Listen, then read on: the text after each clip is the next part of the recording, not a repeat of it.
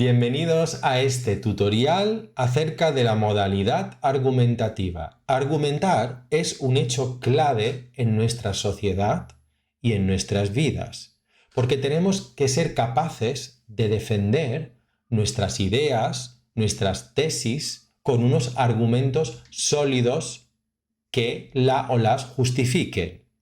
Por ello es importante repasar estas directrices y saber las técnicas necesarias para construir una buena argumentación efectiva y que pueda persuadir de lo que estamos argumentando.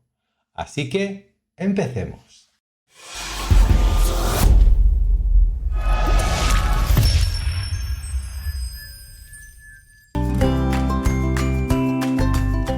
Argumentar es respaldar una opinión personal utilizando el razonamiento, con el objetivo de refutar una opinión opuesta o convencer a los demás sobre las propias ideas.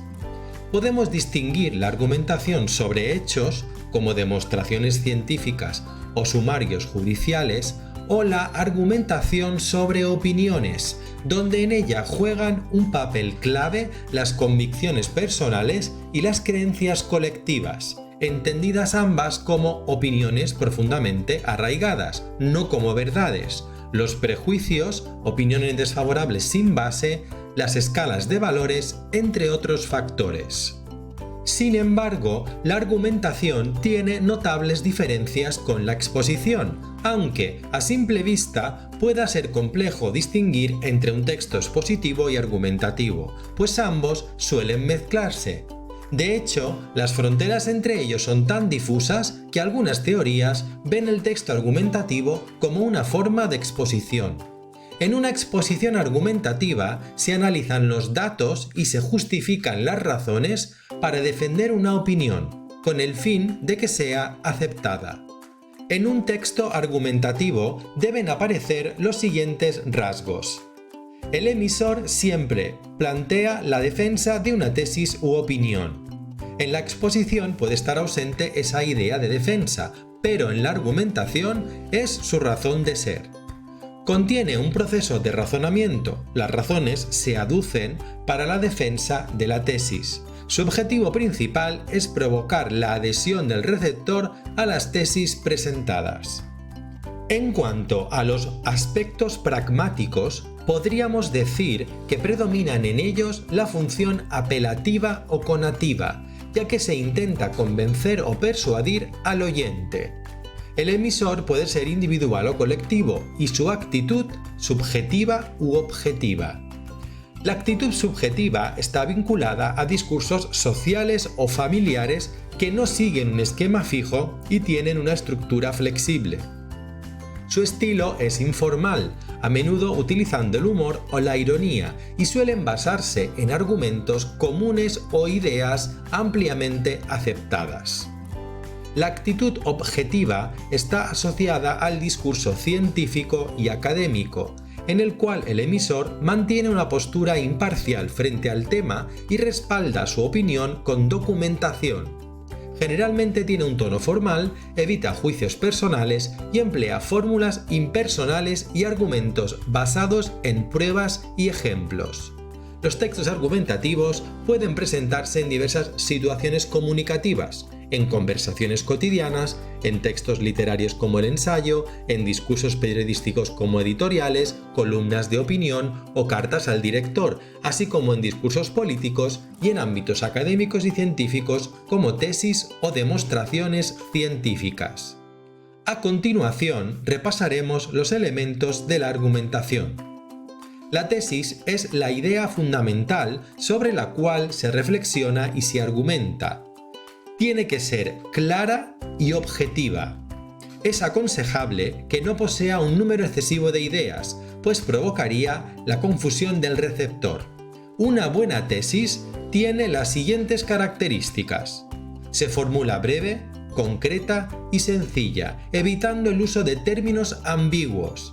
Tiene que estar constituida por oraciones completas, con sentido y sintácticamente correctas. Siempre en modo afirmativo.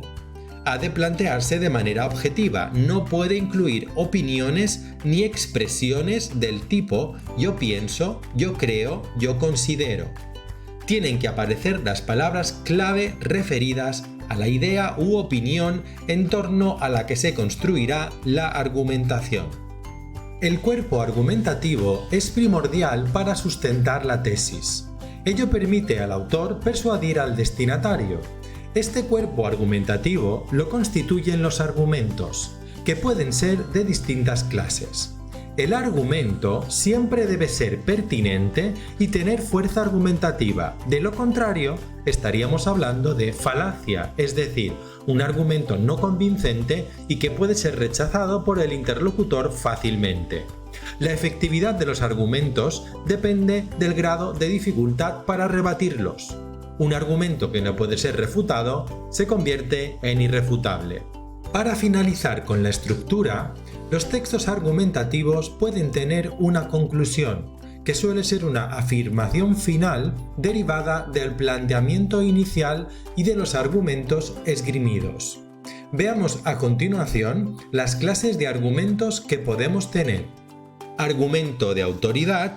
La argumentación se apoya en testimonios fidedignos y citas que manifiestan la opinión sobre el tema de hombres famosos o de expertos conocidos. Se pueden reproducir textualmente, cita directa, o se puede parafrasear su pensamiento, que sería una cita indirecta. Y aquí tenemos un ejemplo.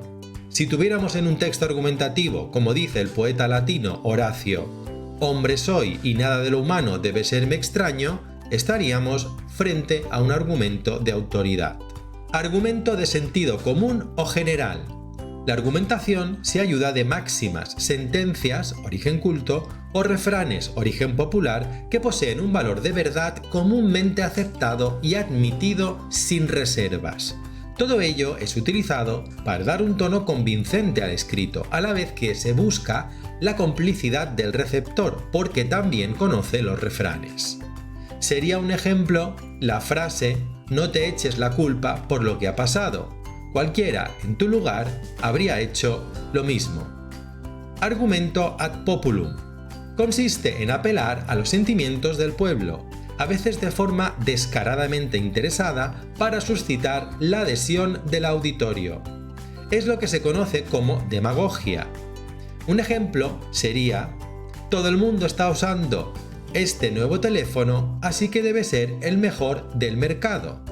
En este caso se apela a la popularidad del producto como si fuera una prueba de su calidad, en lugar de basar la afirmación en razones objetivas o datos concretos. Argumento analógico. Establece paralelismos entre lo argumentado y otro hecho, presuponiendo que, dado que son similares, lo que es cierto para uno también lo es para el otro. El argumento analógico más frecuente es la comparación, pero también la metáfora, la alegoría, la fábula. Argumento basado en ejemplos. Sirve para confirmar la veracidad de una tesis presentando un caso concreto de la realidad en el que esa tesis se cumple efectivamente.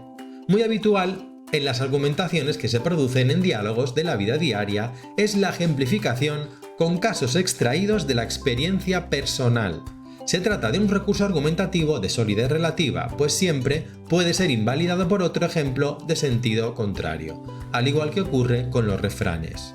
Argumento de probabilidades. Se apoya en datos estadísticos o en el cálculo de probabilidades, y su importancia proviene de estar sustentado sobre bases reales.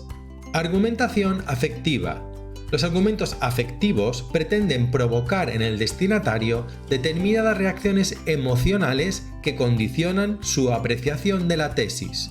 Simpatía, pena, admiración, horror, temor. El lenguaje se carga de expresividad.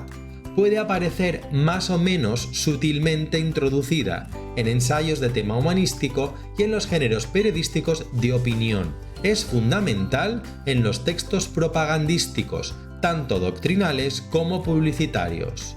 Asimismo, nos podemos encontrar con los siguientes tipos de argumentos: argumentos de apoyo a la tesis propia, concesiones de la tesis contraria que se admiten provisionalmente, refutaciones o argumentos con los que se rebate total o parcialmente la tesis contraria, y contraargumentos que invalidan los argumentos contrarios a la tesis o las concesiones que el propio autor ha admitido previamente. En cuanto a las estructuras principales que podemos tener en un texto argumentativo, nos encontramos con la inductiva, donde se parte de hechos concretos para luego inducir de ellos una ley general que los explique, va de lo particular a lo general y la tesis se encuentra al final. La deductiva se parte de premisas generales que se pueden aplicar a casos concretos y que permiten deducir una opinión. Va de lo general a lo particular. La tesis se encuentra en el inicio. La encuadrada, donde la tesis se expone al principio y se retoma al final. En el medio se colocarían los argumentos. Y la estructura en paralelo, que la formarían diferentes tesis que se van argumentando al mismo tiempo. En relación a los rasgos lingüísticos, destaca la coherencia que tiene que tener la argumentación porque da fuerza persuasiva a los distintos argumentos. Es notorio el uso de figuras retóricas, como son las interrogaciones retóricas, para dar mayor énfasis a la afirmación, repeticiones de varias palabras para resaltar un concepto, comparaciones y metáforas para ayudar a la comprensión.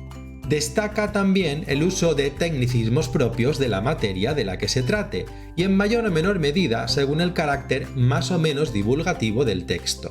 Adjetivos con significado valorativo con el fin de cimentar o contradecir la tesis argumentada, verdadero, falso, generoso, grato. Tendencia al uso de significados unívocos y precisos, evitando la polisemia por medio de complementos que restringen el significado del sustantivo. Términos abstractos, en especial en textos relacionados con las disciplinas humanísticas. Encontramos la aparición de periodos oracionales largos, o sea, estructuras comparativas, condicionales, causales, concesivas, consecutivas. La subordinación es la estructura oracional que mejor permite la expresión del razonamiento. Modalidad oracional enunciativa en textos especializados objetivos. En textos donde se acentúa la actitud personal del autor son frecuentes las modalidades exclamativa, interrogativa o dubitativa. Uso de distintos tiempos verbales dependiendo de la modalidad predominante. Empleo de recursos de repetición o recurrencias que permiten afianzar y precisar un tema de difícil comprensión, además de favorecer la cohesión entre las distintas partes del texto. Y un uso de pronombres en primera persona que muestran la presencia del autor, verbos subjetivos como creo, opino, pienso, y de expresiones que implican al receptor, la primera persona del plural, apelaciones directas, etc.